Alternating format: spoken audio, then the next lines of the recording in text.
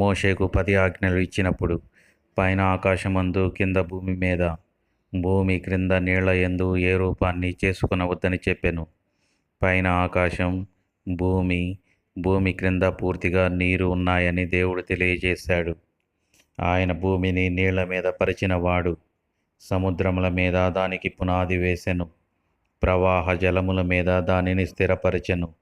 దేవదూతలందరూ ఆనందించి జయధ్వనులు చేస్తున్నప్పుడు మూలరాతిని వేసినవాడు ఎవడు అని ప్రశ్నిస్తున్నాడు.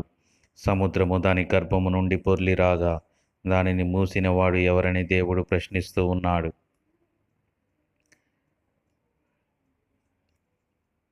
మోషే చనిపోకముందు ఇజ్రాయేలు గోత్రాలను దీవిస్తూ, క్రింద కుంగి ఉన్న అగాధ జలముల వలన నీ భూమి దీవించబడుతుందని చెప్తూ ఉన్నాడు. ఆకాశమందు భూమి